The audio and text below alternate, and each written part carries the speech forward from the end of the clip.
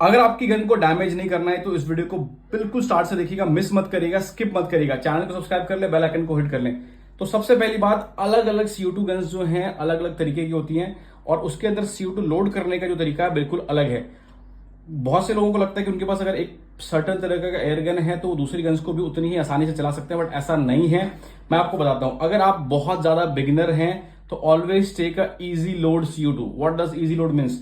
इसके अंदर आप देख सकते हो CO2 लोड करते हो, आपको सिर्फ इसे घुमाना है और ये टाइट हो जाता है, तो आपको जो है अलग से एलएनकी वगैरह के झंझट में नहीं पड़ना पड़ता।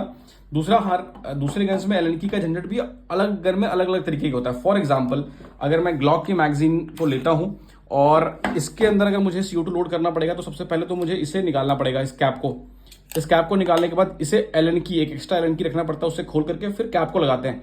और 1000 में से एक इंसान क्या करते हैं कि वो एक्साइटमेंट में टेढ़ा ला करके उसे घुमा देते हैं और ये मैगजीन कट जाता है और उनकी 15-20 हज़ार रुपए का उनका नुकसान हो जाता है और उनको नया मैगजीन मिलता भी नहीं है, बहुत मुश्किल से मिलता है। तो ऐसा कभी मत करें। अगर आप प्रोफेशनल नहीं है, अगर आपके पास ये पहली गन है तो कोशिश करें आप ध्यान से चलाएं या फिर मत खरीदें। आप इजी लोड वाली जो है गन्स को खरीद सकते हैं। ये जो है दिक्कत आता है, और अगर आप एक्सपर्ट हैं या अगर आप ध्यान से लाते हैं फिर तो कोई दिक्कत ही नहीं है।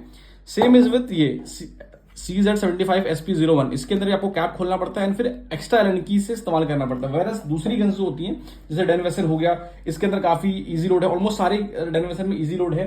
ये CZ-P09 है, इसका मैं मैगजीन निकाल देता हूं और अगर आप देखोगे तो इसके अंदर भी उसके इजी लोड बनाया हुआ है, अंदर ही एलएनकी लगा हुआ है। और ऐसे गन्स जिसके अंदर की ये फिक्स्ड होता है, डेन वेसल के दूसरे मॉडल में क्या है कि एलएनकी तो लगता है बट ये जो पार्ट है ऑलरेडी फिक्स होता है। जैसे उमरक्स के बरेटा वगैरह आप मॉडल देखोगे तो उसके अंदर भी जो है फिक्स होता है। तो आप जब भी कोई एयरगन को चूज करें, मेक श्योर करें कि आप या तो उसको ढंग से इस्तेमाल करें, जैसे ये भी आप देख पा रहे हो स्टार की है, तो ये इजी लोड है, डेन वेसल की तरह ही आपसे लगाओगे और उसे कर सकते हो। तो आपके लिए जो है ये एलएनकी का झंझट जो है आप उससे बच जाओगे।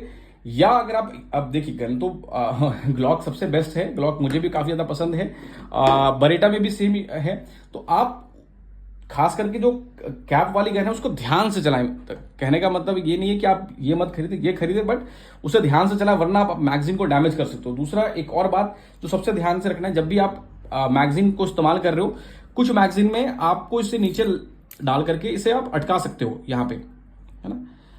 कुछ के अंदर आपको इसे पकड़ के रखना होता है। तो कई लोगों के जो नाखून नहीं होता तो वो क्या करते हैं, इसे ड्रॉप कर देते हैं, इसे यहाँ से छोड़ते हैं। ऐसे अगर छोड़ोगे तो एक बार तो मैंने छोड़ दिया, 2-4 बार छोड़ोगे तो ये डैमेज हो जाएगा, ये कट जाएगा। तो कभी भी इसे ऐसे छोड़ना नहीं है।